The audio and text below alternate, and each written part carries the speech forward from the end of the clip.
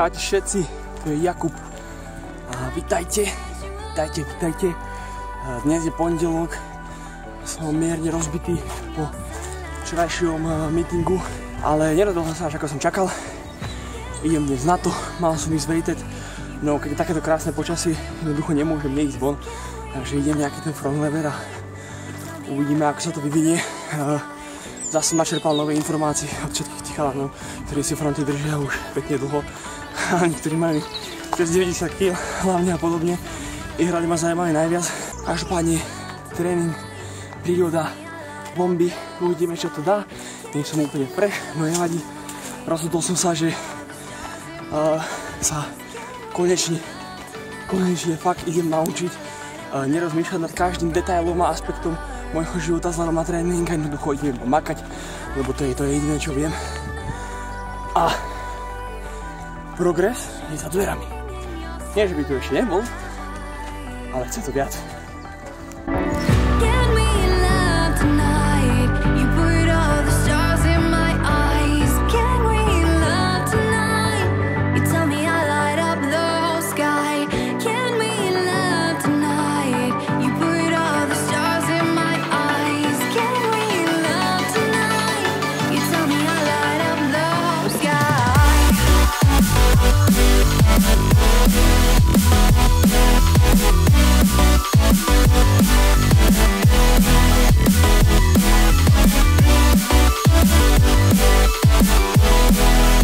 Zadok.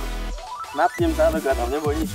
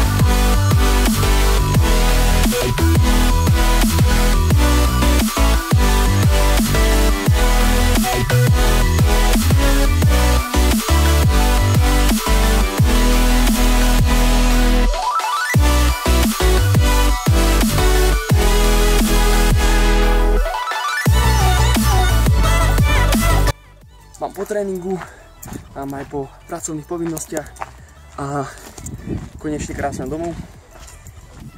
Musím povedať, že sa mi celkom aj podarilo trénovať slobodne, bez nejakého extra brutálneho rozmýšľania. Čiže som spokojný, lebo viem to povedať, pretože pomaly ani neviem, čo som robil, ani som všetko nenatočil. Každopádne progres cítim dňom za dňom, zase tie nové informácie ma zase posunuli ďalej a teraz si myslím, že to už je iba otázka namakania sily v tých správnych polohách. Tak držte mi palce na tejto ceste, cítim v kostiach, že už sa konečne tento môj sen blíži a vidíme sa na budúce.